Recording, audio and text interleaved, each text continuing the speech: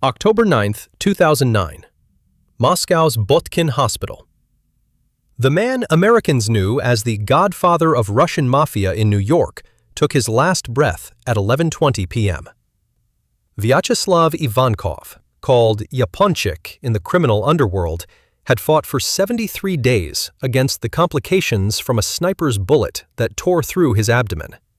18 surgeries couldn't save him. As doctors pronounced him dead, somewhere across international borders, a 52-year-old former crime boss named Ilya Simoniya vanished like smoke.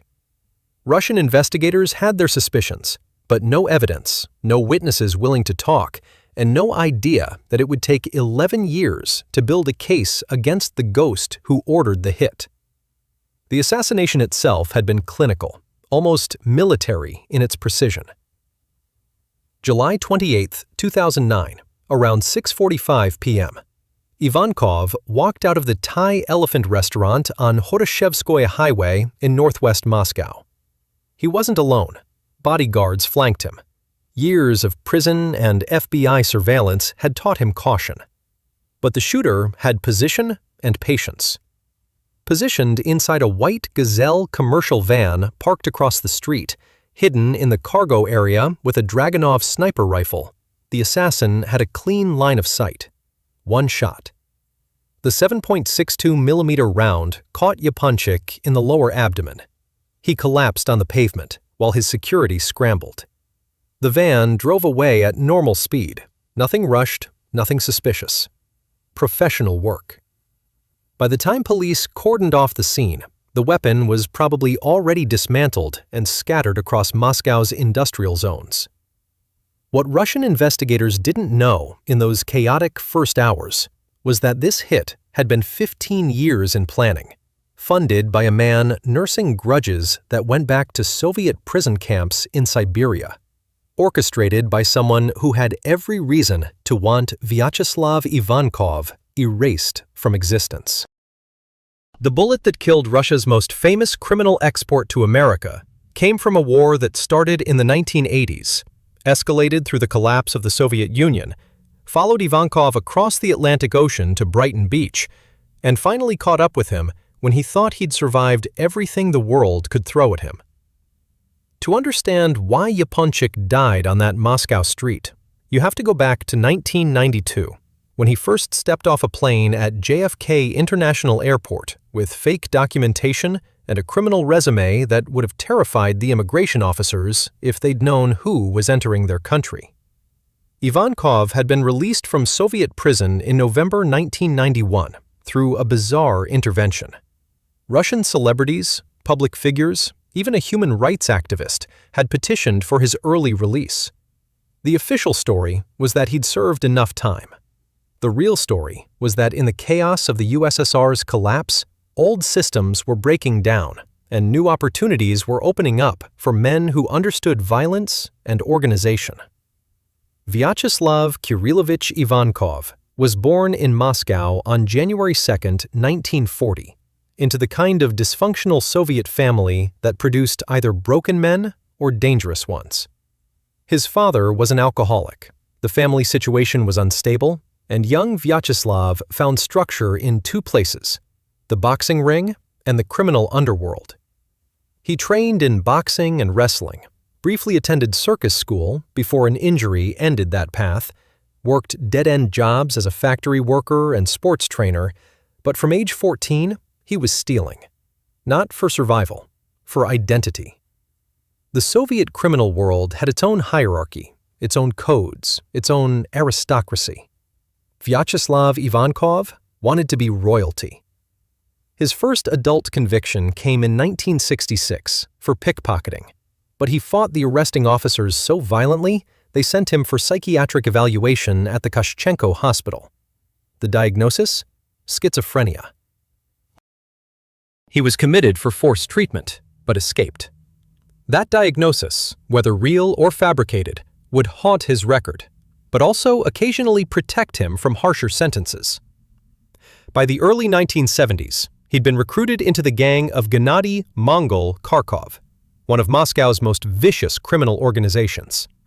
They targeted Soviet black marketeers, underground factory owners, currency dealers, collectors, people with illegal money who couldn't go to the police. The methods were medieval. They'd kidnap victims, drive them into forests, and torture them until they paid. Mongol gave his protege a nickname, Yaponchik, after Mishka Yaponchik, a legendary Jewish gangster from Odessa described in Isaac Babel's stories. When police destroyed Mongol's gang, Ivankov built his own. Through the 1970s and 1980s, he cycled through Soviet prisons, accumulating convictions for robbery, extortion, assault, murder. In 1974, at age 33, he received the highest honor in the Soviet criminal hierarchy. He was crowned as a vor v zakone, a thief in law. This wasn't a mafia title in the Italian-American sense. It was older, more ideological.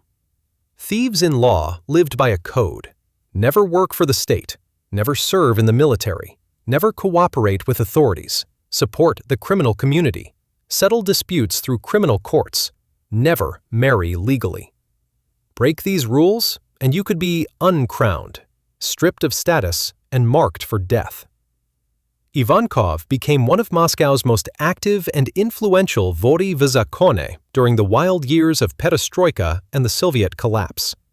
As state control weakened in the late 1980s, criminal networks expanded into legitimate businesses, or rather, the line between legitimate and criminal evaporated entirely. When the USSR died in 1991, Russian organized crime went international, and Vyacheslav Ivankov had connections and ambition. In March 1992, he traveled first to Germany, then onward to the United States. His cover story involved being a consultant for director Roland Bykov's film studio 12A and connections through a Russian-American joint venture called Priority. Some sources suggest Priority was created specifically to facilitate his immigration. He also contracted a marriage of convenience with an American citizen, a Russian immigrant woman named Irina Ola, which gave him a path to residency. On his visa application, he lied about his criminal record, changed his birth date, falsified his address. American immigration waved him through.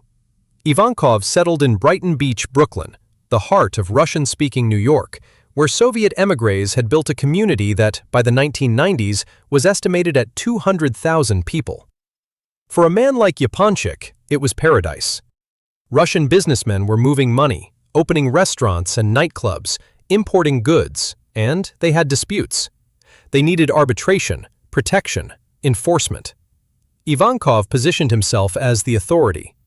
According to FBI reports that would later emerge, within months of arriving in New York, he had assembled an organization of approximately 250 individuals, former Soviet athletes, ex-soldiers, even former KGB officers who found themselves unemployed after the USSR's security apparatus dissolved.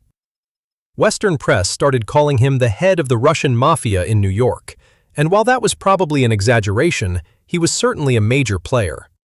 His business model was straightforward: extortion disguised as protection, arbitration services where he'd take a percentage of disputed amounts, and likely narcotics trafficking, though that was harder to prove. He operated out of restaurants and social clubs in Brooklyn, living in a 21st-floor apartment, driving expensive cars, cultivating an image. Russian émigré businessmen who wanted to operate in New York got the message that paying respect to Yaponchik was good insurance. Those who refused found out what happened to people who disrespected a vor v zakone. The FBI's New York office started hearing Ivankov's name in 1994. Agents began building a file. Then, in autumn 1994, two Russian-speaking businessmen, Alexander Volkov and Vladimir Voloshin, co-owners of a company called Summit International, walked into FBI headquarters with a complaint. Yaponchik and his associates were extorting them. The amount? $2.7 million. The threats were clear and terrifying. The FBI saw an opportunity. For 6 months, 18 agents working in 3 rotating shifts ran surveillance on Vyacheslav Ivankov. They tapped his phones and recorded every conversation, They followed his movements across Brooklyn, Manhattan, and New Jersey. They documented meetings, payments, threats. The investigation was meticulous because they knew they were dealing with someone sophisticated, someone who'd survived the Soviet prison system and the violent criminal world that produced him. They needed an airtight case. Early morning, June 8, 1995, FBI agents knocked on the door of Ivankov's 21st floor apartment in a high-rise building on Brighton Beach. They arrested him, along with 5 of his associates. The charges? Extortion and marriage fraud. When agents escorted him to court, something snapped in the usually composed crime boss. He spat at reporters, lunged at cameras, tried to smash their equipment. The rage of a man who'd ruled through fear and violence, now paraded in handcuffs before American media. The New York tabloids loved it. Russian mob boss busted. Godfather of Brighton Beach arrested. The trial began in January 1997. The prosecution had wiretaps, witness testimony, and, most damagingly, cooperation from one of Ivankov's own associates, Leonid Abelis, who entered witness protection and testified against him. On January 29, 1997, a federal jury found Vyacheslav Ivankov guilty of conspiracy to commit extortion and marriage fraud. The judge sentenced him to 9 years and 7 months in federal prison. Ivankov served time in 2 facilities, the Metropolitan Correctional Center in New York and the federal prison at Allenwood, Pennsylvania. His imprisonment was not quiet. In 1999, guards found heroin in his cell. Whether he was using or it was a plant, the result was the same: transfer to a maximum security wing for especially dangerous inmates. He got into fights with other prisoners, which extended his sentence. His expected release date kept getting pushed back, first April 2004, then July 2004, after he attacked another inmate. Prison officials treated him with extreme caution because intelligence suggested there might be attempts on his life inside. The FBI's belief was that Ivankov had made enemies not just in America, but back in the former Soviet Union, and some of those enemies had long memories. While Yaponchik sat in American cells, the Russian criminal world was tearing itself apart. The 1990s saw a violent struggle for control of newly privatized assets, legitimate businesses, and criminal operations across the former USSR. Different factions of Vody v Zakona fought wars in Moscow, St. Petersburg, and regional centers. Some of the conflicts were about money and territory. Others were about something older and deeper: ideology, ethnic tensions between Slavic and Caucasian criminal groups, personal vendettas that went back decades. One of those vendettas involved Ilya Simoniya, known as Makho, a Vody v Zakona from Georgia, who in the late 1980s and early 1990s had been the Smotriashchi, the criminal overseer of the Irkutsk region in Siberia. Born on September 17, 1957, in the Georgian village of Nosiri, Simoniya had been crowned as a thief-in-law at the astonishing age of 16 in 1974, making him one of the youngest ever to receive that status. By his early 30s, he controlled a vast criminal network across Siberian prison camps and cities. His word was law in Irkutsk, recognized by Vody v Zakone across the USSR. Then, in the mid-1980s, Vyacheslav Ivankov was transferred to a prison colony in Irkutsk Oblast to serve one of his many sentences. 2 strong personalities in close quarters.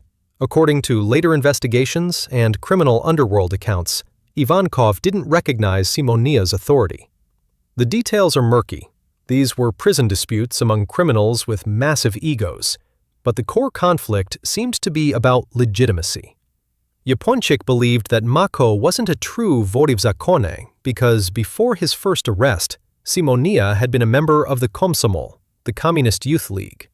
For a thief-in-law, any cooperation with the Soviet state, even as a teenager, was a violation of the code. Worse, Ivankov accused Simoniya of being a contract killer, someone who committed murder for hire, which traditional thieves' laws forbade. The argument escalated. While in the Irkutsk camps, Ivankov crowned 7 of his own supporters as vori v zakone, essentially creating a rival power structure that undermined Simoniya's control of the region. In response, Makho organized a gathering of thieves in Tbilisi and stripped one of Yaponchik's newly crowned allies, Alexander Moiseyev, known as Masya, of his title and sentenced him to death. This was open war. Ivankov responded by sending malyavas, criminal letters, through the prison system across the USSR. In these messages, he declared that Ilya Simoniya was not a legitimate vori v zakone and called for his elimination. One of these letters, later published by Russian crime journalists, used extremely crude language to denounce Makho, calling him unworthy and stating that Yaponchik's position had the backing of a gathering of recognized thieves. The insult was total and public, but Yaponchik had powerful backing. Aslan Usoyan, known as Ded Hassan or Grandpa Hassan, one of the most respected and feared vori v zakone in the entire former Soviet Union, sided with Ivankov. Ded Hassan was ethnic Kurdish but had been born in Georgia and had enormous influence across criminal networks from Moscow to Central Asia. His support meant everything. In late 1993, criminal authorities summoned Simoniya to Moscow for a schodka, a formal gathering of thieves in law. There, by majority vote and on Ded Hassan's recommendation, they stripped Ilya Simoniya of his vori v zakone title. He was uncrowned, expelled from the Brotherhood.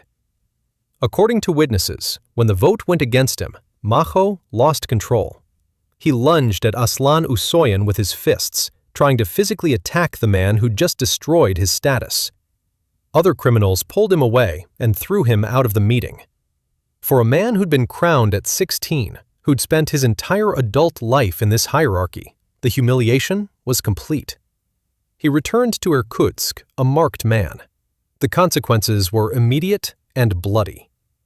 In summer 1991, even before the formal uncrowing, a car belonging to Alexander Moiseyev, Masya, one of Yaponchik's close associates, was destroyed by an anti-tank mine. Masya survived that attempt, but the message was clear. In 1994, after Simoniya's expulsion from the thieves' world, killers murdered his closest ally, a vori v zakone named Paat Gudashuri, known as Skot Tbiliski.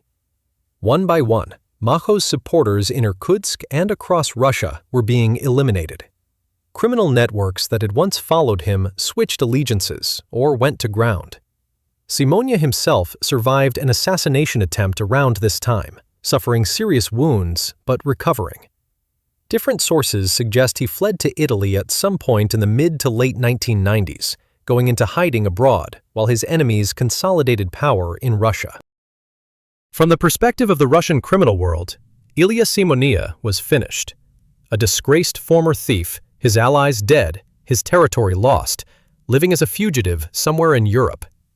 Meanwhile, Vyacheslav Ivankov sat in Allenwood prison in Pennsylvania, unaware that his old enemy was plotting something patient and terrible. Or maybe he knew. Maybe in the coded conversations prisoners have with the outside world, word filtered through that Makho was still alive and still nursing that 1993 humiliation. But Yaponchik had more immediate problems. Russian prosecutors wanted him extradited.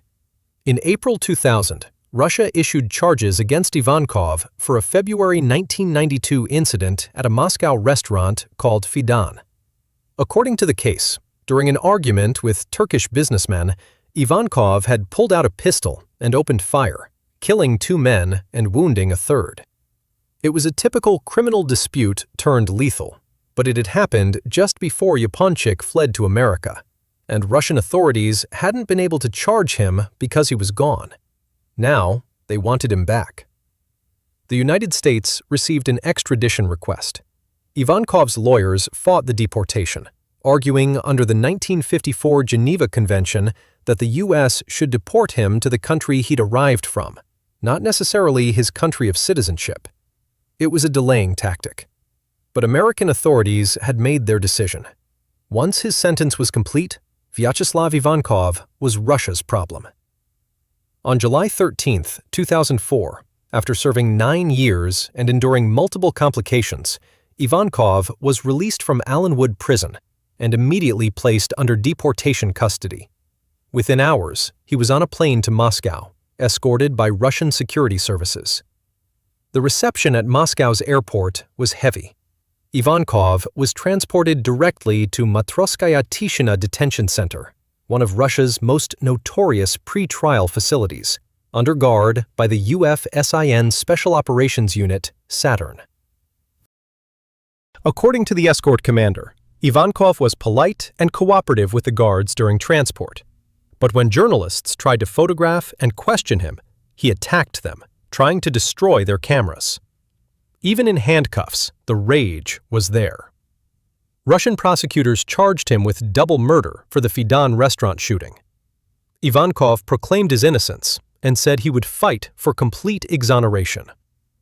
The trial dragged through 2005. In a surprise decision, a jury found him not guilty. Insufficient evidence, credibility problems with witnesses, too much time had passed. The Supreme Court upheld the acquittal. By late 2005, Vyacheslav Ivankov was a free man in Moscow, cleared of charges, having survived Soviet prisons, American federal incarceration, and Russian prosecution. He told journalists he was done with criminal life. He wanted to go fishing, enjoy his remaining years. He was 65 years old, had spent more than 20 of those years behind bars in various countries. But men like Yaponchik don't retire. The criminal networks still recognized him. The disputes still came to him. And somewhere in the shadows, Ilya Simoniya was watching and waiting. The next 4 years were relatively quiet for Ivankov by his standards. He lived in Moscow, maintained his connections, acted as an arbitrator in criminal matters. But the Russian underworld was changing. The violent 1990s were giving way to a more structured 2000s, where criminal groups had evolved into business empires with government connections. The old vori v zakone were being superseded by new operators. Then, on July 28, 2009, around 6:45 p.m., everything changed. The Thai Elephant restaurant on Horoshevsko Highway wasn't Ivankov's regular spot, but he'd been there several times in recent weeks, enough times for someone to notice a pattern. When Yaponchik walked out into the summer evening with his bodyguards, a white Gazelle commercial van sat parked across the street. Moscow is full of such vans. Delivery vehicles, contractors' trucks, nothing suspicious. Inside the cargo area, hidden from view, a man waited with a Dragunov SVD sniper rifle. The Dragunov is a Soviet-designed semi-automatic rifle, 7.62 by 54 mm R caliber, effective range over 800 meters in trained hands. The shooter didn't need that much distance, maybe 50 meters. Clean line of sight through a prepared opening in the van's side. Ivankov's security was watching for cars, for suspicious pedestrians, for the usual threats. They weren't scanning parked commercial vehicles. One shot. The round caught Vyacheslav Ivankov in the lower abdomen, angled upward. He collapsed immediately. Bodyguards scattered, some rushing to him, others looking for the shooter. The van's engine started, not racing away, just pulling out normally into traffic. By the time anyone realized where the shot came from, the vehicle was 2 blocks away, turning corners, disappearing into Moscow's evening rush hour. Paramedics arrived within minutes. Ivankov was conscious, in shock but alive. They loaded him into an ambulance and rushed him to Botkin Hospital, one of Moscow's major medical centers. Surgeons operated immediately. The bullet had torn through intestines, perforated organs, caused massive internal damage. They stabilized him, but barely. Over the following days and weeks, doctors performed surgery after surgery, 18 operations total, trying to repair damage, fight infections, keep him alive. For a while, it seemed possible he might survive. He came out of induced coma. He spoke to visitors. But complications kept developing. Sepsis, organ failure, the cascading breakdowns that happen when the human body has been too badly traumatized. On October 9, 2009, 73 days after the shooting, Vyacheslav Ivankov died at 11:20 p.m. The official cause? Complications from the gunshot wound. The man who'd survived Soviet prisons, FBI raids, Russian prosecution, and decades in the violent criminal underworld was dead at 69. His funeral was a spectacle. Hundreds of mourners, many of them recognized criminal figures, media coverage, the whole theatrical display of the Russian criminal world burying one of its legends. Moscow police opened a murder investigation immediately after the shooting, but it went nowhere fast. The shooter was a ghost. The van was found abandoned, burned out in an industrial area. No forensics left behind. Witnesses couldn't agree on details. The restaurant's security cameras had malfunctioned. Maybe coincidence, maybe sabotage. Investigators had theories, but no evidence. They knew this was a professional hit, carefully planned and executed. They suspected it was connected to Ivankov's long history of criminal conflicts. But suspects? The list was long, and the trail was cold. Some investigators looked at the old feud with Ilya Simoniya. The connection was obvious. Two vori v zakone who'd been enemies since the 1980s.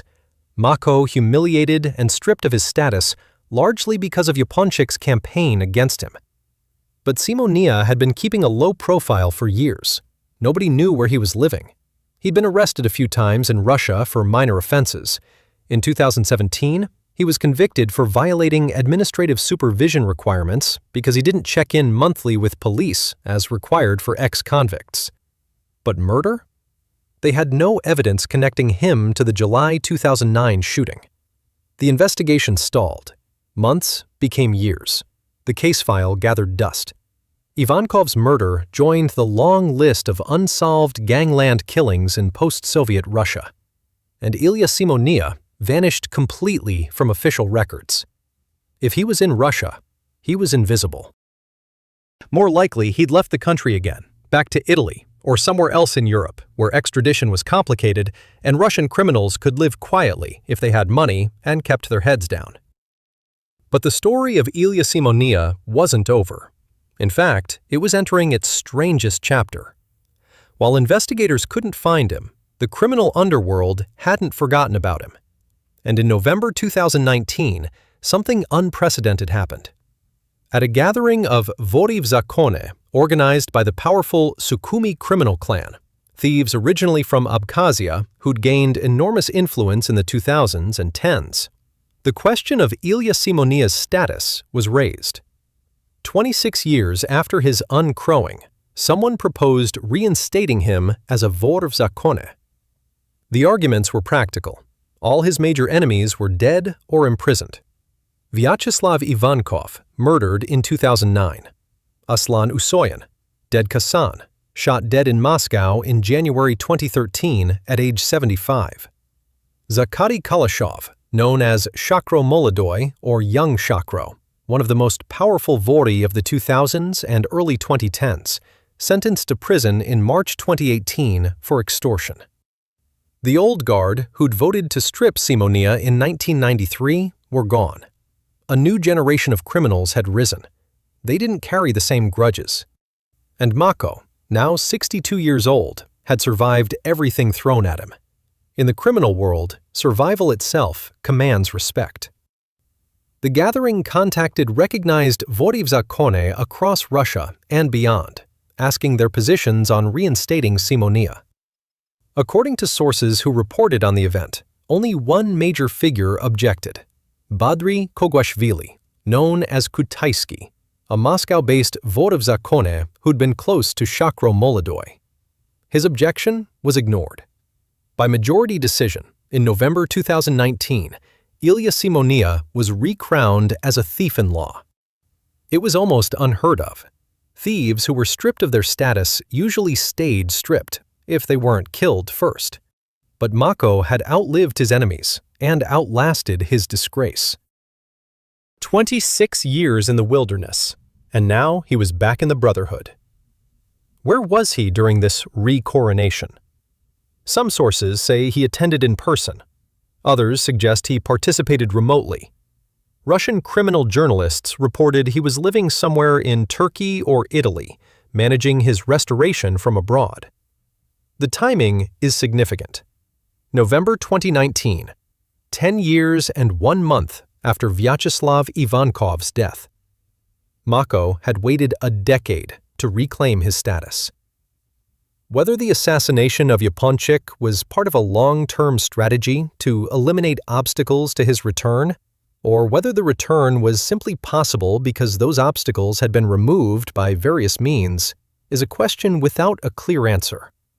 What's certain is that by late 2019, Ilya Simoniya had achieved something remarkable: complete rehabilitation in the eyes of the criminal world he'd been exiled from. Then, in February 2020, the murder investigation into Ivankov's death suddenly came back to life. Moscow police arrested 2 men, Kaka Gazayev and Mortaz Shadanya. According to investigators, they were part of the team that had surveilled Yaponchik in the months before the shooting, gathered intelligence on his movements and habits, and helped coordinate the logistics of the assassination. Under interrogation, the suspects started talking. The story that emerged was one of careful planning and hired conspirators. According to the prosecution's version, in April 2009, 3 months before the shooting, Ilya Simoniya had recruited 5 men to carry out the hit. He promised payment, provided resources, and gave them a target. The team acquired a Dragunov sniper rifle and ammunition on the black market. They purchased untraceable mobile phones for communication. They bought the white Gazelle van specifically for the operation. Then they began surveillance. For weeks, possibly months, they tracked Ivankov's movements around Moscow. They identified his regular locations, his security patterns, his vulnerabilities. Someone discovered that Yaponchik had started visiting the Thai Elephant restaurant. Not every day, but regularly enough to establish a pattern. The location was good for an ambush. Busy area, but with parking spots across the street where a van could sit without drawing attention. They planned the approach, the angle of fire, the escape route. On July 28th, they were ready. The van was positioned. The shooter was in place with the rifle. They waited for Ivankov to emerge. When he did, the shooter took his shot and hit center mass. The team had planned for a quick, clean getaway. They drove to a predetermined location in an industrial zone, burned the van to destroy evidence, and scattered. It was professional work, the kind of operation that requires experience, resources, and most importantly, motivation strong enough to risk everything. The investigation identified the suspected shooter as Astimur Butba, a man who had citizenship in both Russia and the breakaway Georgian region of Abkhazia. Also implicated was Nugzad Popava, another Abkhazian with dual citizenship. Both men had fled Russia immediately after the assassination and were believed to be hiding in Abkhazia, a partially recognized republic on the Black Sea coast that maintains complex relationships with both Russia and Georgia. Abkhazian authorities, citing their own laws, refused extradition requests. Russia put out international warrants, but Butba and Popava remained free in a jurisdiction that wouldn't hand them over. In April 2020, Moscow's Basmanny District Court made a dramatic move. They issued an in absentia arrest warrant for Ilya Simoniya himself. The charge was organization of murder by a hired group. The court declared that if Simoniya was captured or extradited back to Russia, he would be immediately placed in pretrial detention. Interpol added him to their wanted list. The international manhunt for Makho was official. But where was he? That became the central question. Various intelligence sources and criminal world contacts offered contradictory information. Some said Italy, that he'd fled there years ago and maintained residences in Italian cities where the Russian diaspora was large and extradition was bureaucratically complicated. Others pointed to Turkey, specifically the resort city of Antalya on the Mediterranean coast, where Russian criminals had established a presence due to the large Russian-speaking tourist population and Turkey's complex relationship with Russian law enforcement. In January 2022, Russian telegram channels focused on organized crime reported that Simoniya had been spotted in Turkey, living relatively openly in Antalya. According to these unverified reports, the 64-year-old Vor v Zakone had become friendly with local Turkish criminals and was operating with surprising freedom despite the international warrant. Turkish police, the reports suggested, were aware of his presence, but weren't acting on Russian extradition requests. Whether this was due to diplomatic complications, corruption, or simply bureaucratic indifference was unclear. The picture that emerged was of a man who'd learned to live in the shadows of international borders, moving between countries with limited extradition treaties with Russia, using criminal networks to stay ahead of law enforcement, and relying on the fact that he wasn't a high-priority target for Western agencies. After all, from the perspective of American or European police, Ilya Simoniya was wanted for killing another Russian criminal in Moscow. Not their problem, not their jurisdiction, not worth the diplomatic effort unless Russia made it worth their while. Meanwhile, the Russian judicial system continued processing the case even without the main defendant. In December 2021, Moscow City Court convicted two of the surveillance team members, Murtaz Shadanya and Jambul Zanashya. Both received lengthy sentences, 15 and 16 years respectively, in strict regime colonies.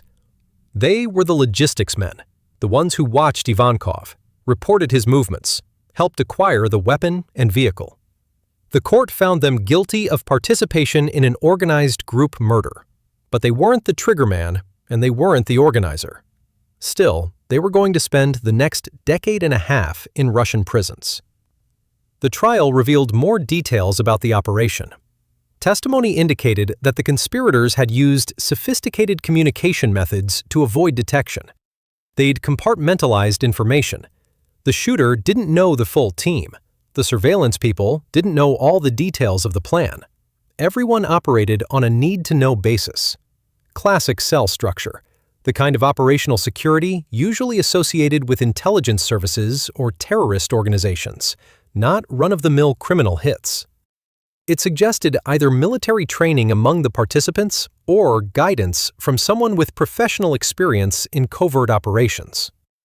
Prosecutors argued that Ilya Simoniya had been the architect, the one who hired the team, provided funding, and gave the order. The motive was clear: revenge for decades of humiliation, elimination of an enemy who destroyed his status and tried to have him killed. But proving it in court when the defendant was thousands of miles away and protected by international borders was another matter.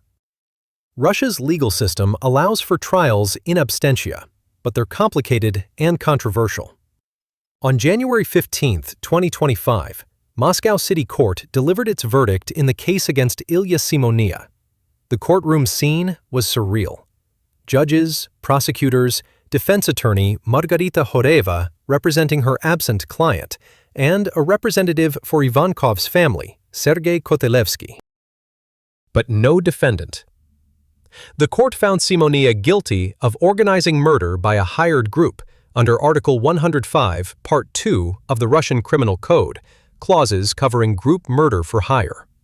The sentence? 19 years in a strict regime colony.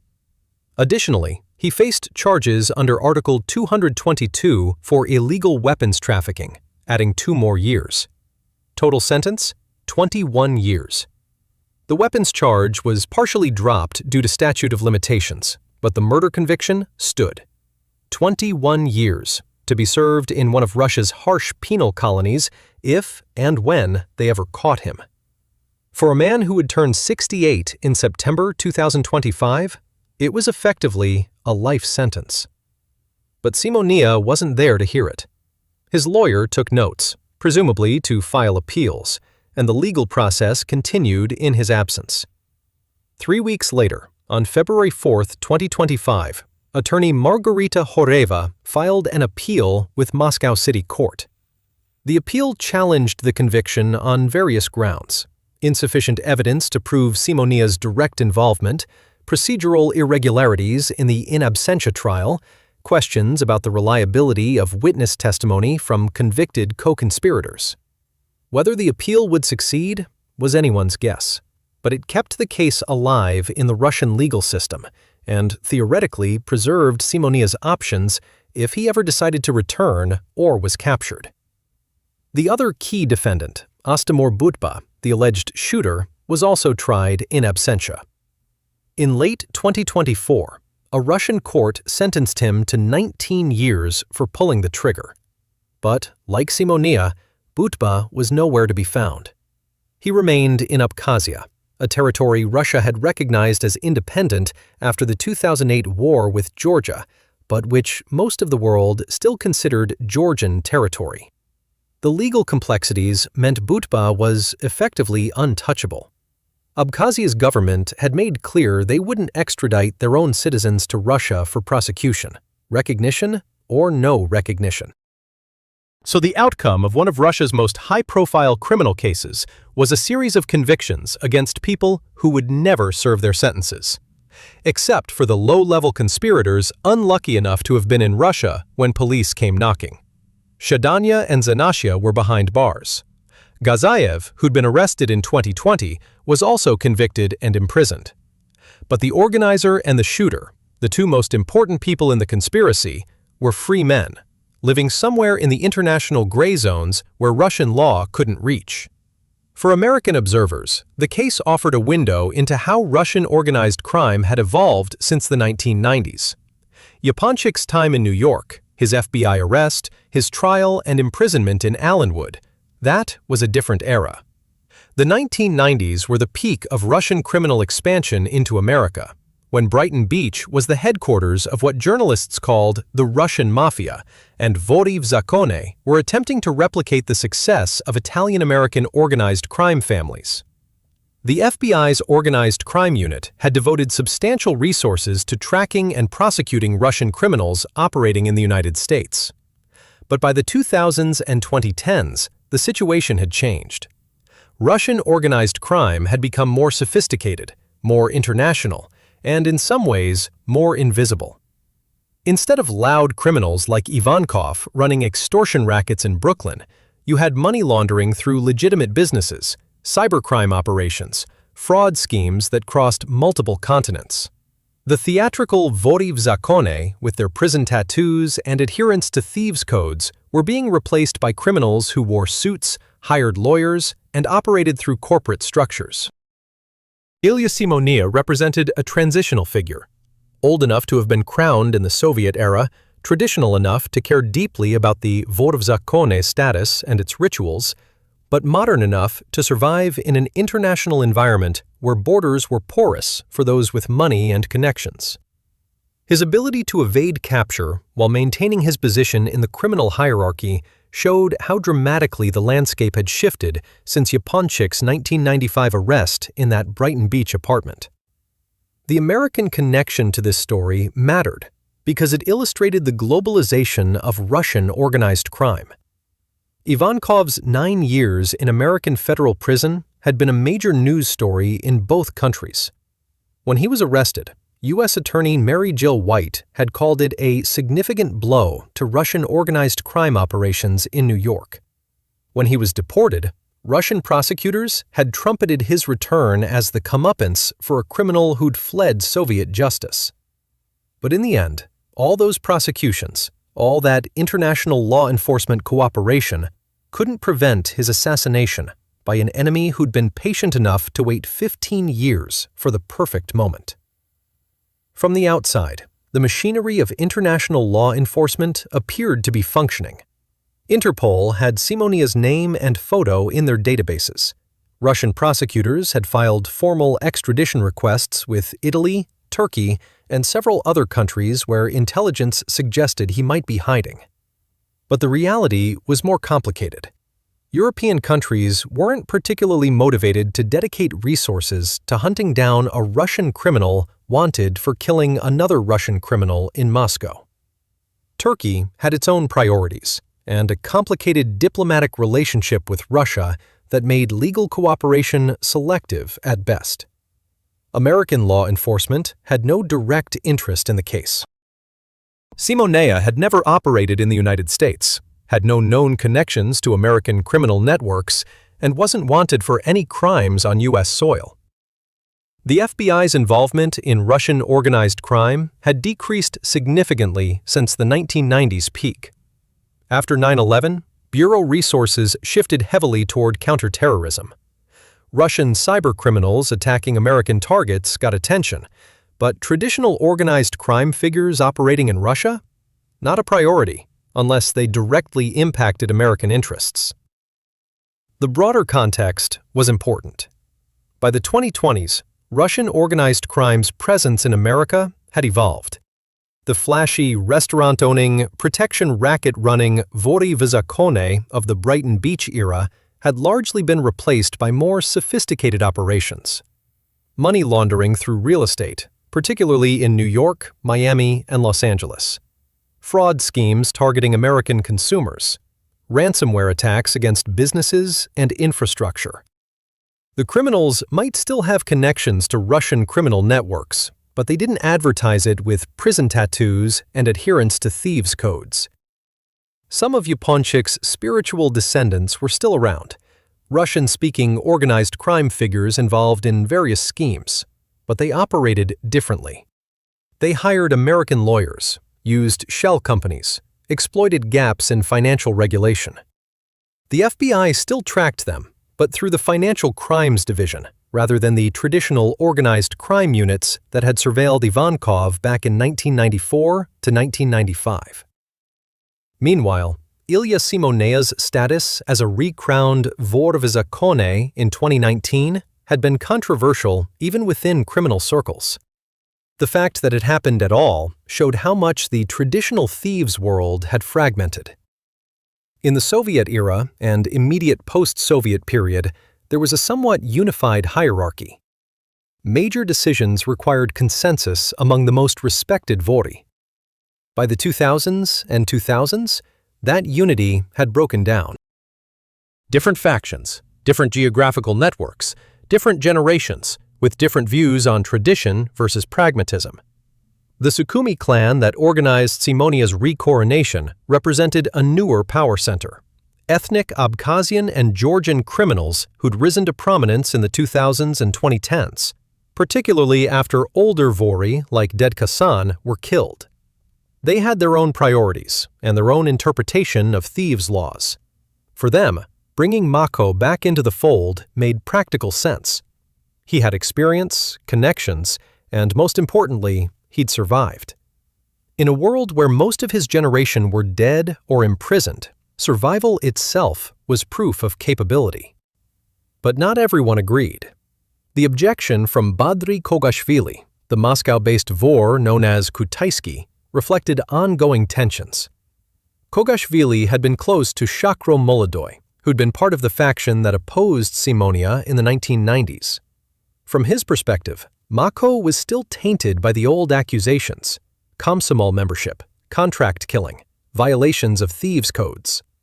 The fact that his objection was overruled showed he didn't have the power to block it. But the disagreement illustrated that the criminal world was no longer operating with the unanimity it once claimed. Russian law enforcement watched these developments with interest but limited ability to intervene. The FSB and various police agencies maintained informants in criminal networks, tracked communications, occasionally arrested people when they could build cases. But the Vory v Zakone system operated in a parallel world. Gatherings happened in secret. Decisions were transmitted through word of mouth and encrypted communications. By the time authorities heard about something like Simoniya's recoronation, it had already happened, and the participants had scattered. The geographical dispersal made enforcement nearly impossible. If Makho was in Turkey, Russian police couldn't touch him without Turkish cooperation. If he was in Italy, same problem. Even if they knew his exact address, extradition required formal legal processes that could take years and often failed due to technicalities or political considerations. Countries were generally reluctant to extradite people who might face harsh treatment in Russian prisons, and defense lawyers could drag out proceedings indefinitely with appeals. There was also the question of whether catching Simoniya was really a priority for Russian authorities. On one level, yes, they'd invested resources in the investigation, held trials, issued international warrants. But on another level, this was a criminal-on-criminal killing from 2009, now resolved to the extent that they'd convicted the participants they could catch. Letting it quietly fade while Makho lived out his remaining years in Turkish or Italian exile might be acceptable if it meant avoiding the diplomatic complications and expense of a serious extradition fight. The information that surfaced in November 2023 about Simoniya being in Antalya came from Russian criminal intelligence sources, not official law enforcement. According to these reports, which circulated through Telegram channels devoted to covering the Russian underworld, the 66-year-old Vor v Zakone had become relatively comfortable in Turkey. He'd made connections with local criminals, was living openly enough that people knew he was there, and Turkish police were either unaware or uninterested. Antalya made strategic sense as a hideout. It's a major tourist destination on Turkey's Mediterranean coast, popular with Russian vacationers, which meant a large Russian-speaking population and plenty of legitimate businesses catering to Russian customers. For someone like Simoniya, it would be easy to blend in, maintain connections back to Russia through the constant flow of visitors, and live comfortably on whatever money he'd accumulated over decades in the criminal world. Turkey's complicated relationship with Russia, sometimes cooperative, sometimes adversarial, always transactional, created space for people like him to exist in legal gray zones. But even in comfortable exile, Simoniya had to be looking over his shoulder. He'd made plenty of enemies over the years. Not everyone accepted his re-coronation. Some people might see him as a legitimate target despite his restored status. The criminal world's justice system was unpredictable and often lethal. Plenty of Vori v Zakone had been assassinated over the years, usually by rivals or by their own people for perceived violations of codes. Staying alive required constant vigilance. The fate of his co-conspirators offered a cautionary tale. Shadanya and Zanasha were serving long sentences in Russian penal colonies, harsh environments where survival was day-to-day struggle. They'd been promised money for their participation in the Ivankov hit, probably received some payment, but now they were paying with years of their lives. The shooter Butba and the other fugitive Papava were safe in Abkhazia, but trapped there. If they left that small territory, they risked arrest and extradition. Simoniya's lawyer, Margarita Horeva, continued to represent him in the appeals process, filing motions and legal challenges to the conviction. It was largely symbolic. Even if the appeals succeeded and the conviction was overturned, Russia could just bring new charges. But it kept the legal machinery moving and maintained the appearance that Simoniya was fighting the case rather than simply hiding from it. The in absentia conviction itself was controversial from a legal perspective.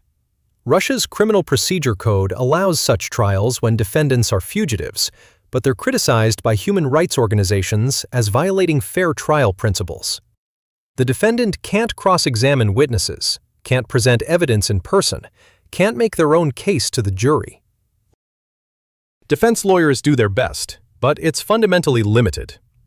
From the Russian government's perspective, it was necessary.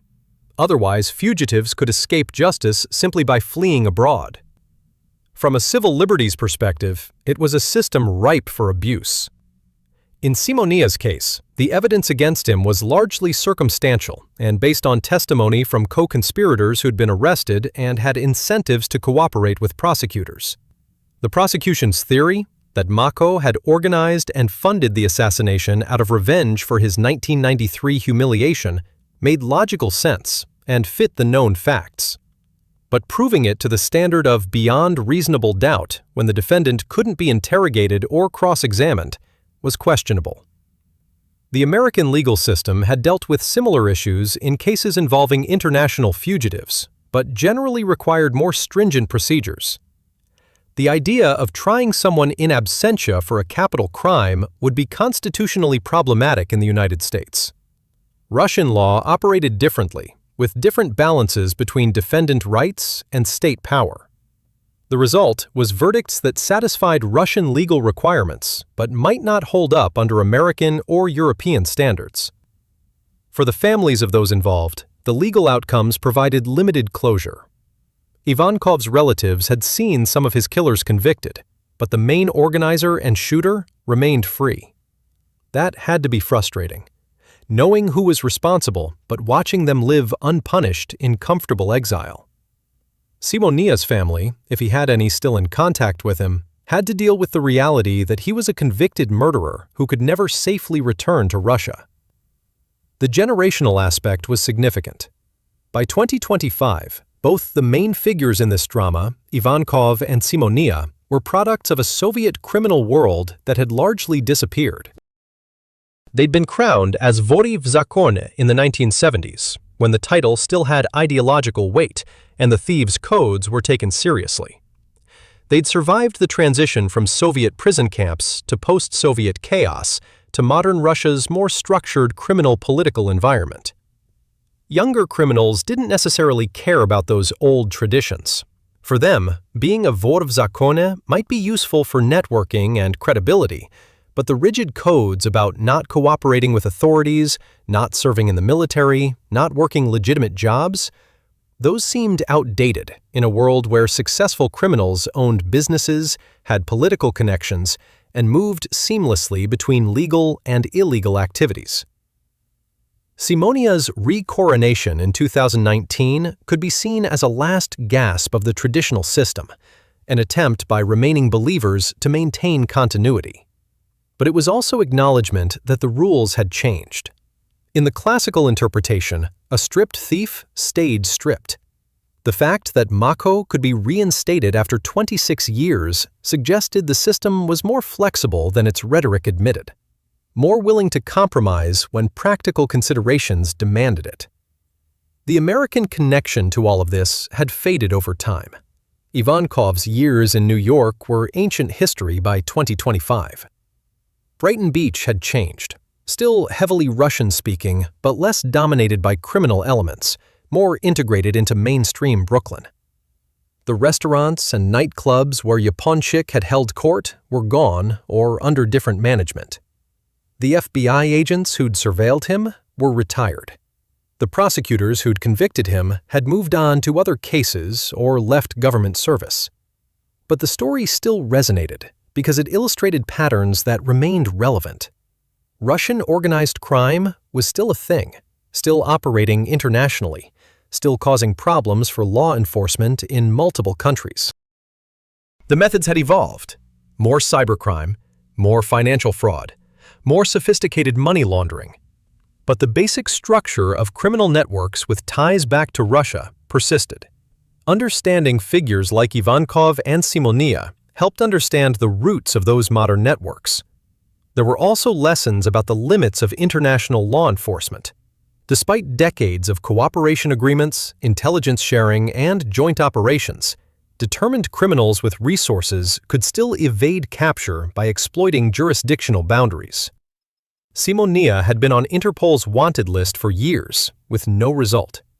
He wasn't hiding in a cave like a terrorist. By various accounts, he was living relatively openly in a major tourist city. But the combination of limited political will, bureaucratic complications, and protective criminal networks kept him safe. The question of whether he'd ever face justice depended on factors beyond law enforcement. Would Turkey eventually cave to Russian pressure and extradite him? Would he make a mistake, travel somewhere with stronger extradition provisions, and get arrested? Would rivals in the criminal world decide his re-coronation was illegitimate and eliminate him themselves? Would he simply die of old age in exile, the 21-year sentence never served? As of early 2025, all those possibilities remained open. At 67 years old, Simoniya had beaten the odds repeatedly. He'd survived prison, assassination attempts, the violent 1990s, criminal wars, and years of exile.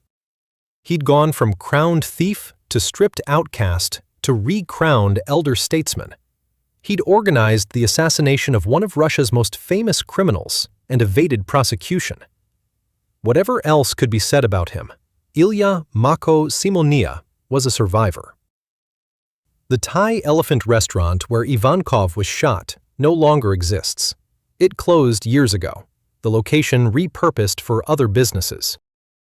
Horoshevsko Highway still runs through northwest Moscow, still carries traffic, but the spot where Yaponchik fell means nothing to people driving past. History in Moscow moves fast. The sites of dramatic events get paved over, rebuilt, forgotten by everyone except those directly involved. Botkin Hospital, where Ivankov died, is still operating, still treating patients. The medical staff who fought to save him long since moved on to other cases. His grave is in a Moscow cemetery, marked by an elaborate monument typical of high-status criminals. Expensive stone, religious imagery, his face carved in relief. People still visit occasionally, whether out of genuine respect or criminal world obligation. The American prisons where he served time, the Metropolitan Correctional Center in New York and FCI Allenwood in Pennsylvania, are still housing inmates. The cells Ivankov occupied now holding other people. The FBI agents who arrested him that June morning in 1995 have their own memories of the case, but it's just one among many in careers spent chasing organized crime figures. Some probably followed the news about his assassination and conviction of his killers. Others might not have even noticed. The broader Russian-American criminal connections that Ivankov represented have evolved but not disappeared. Money still flows between the two countries, some of it legitimate investment, some of it laundered criminal proceeds. Russian-speaking organized crime groups still operate in American cities, though they keep lower profiles than the Brighton Beach crews of the 1990s. American law enforcement still monitors these networks, makes arrests when they can build cases, but it's a constant game of adaptation, as criminals find new methods and new vulnerabilities to exploit. For the Russian criminal world, the Ivankov assassination and its aftermath became part of the lore. Stories get told in prison cells and criminal gatherings about Yaponchik's American years, his conflicts with Makho, the long revenge that eventually caught up with him. Whether these stories are accurate or embellished doesn't matter as much as their function. They establish precedents, demonstrate consequences, remind everyone that vendettas in this world can simmer for decades before exploding into violence. The fact that Simoniya got away with it, at least so far, sends its own message. Patience pays. Strategic thinking beats impulsive action.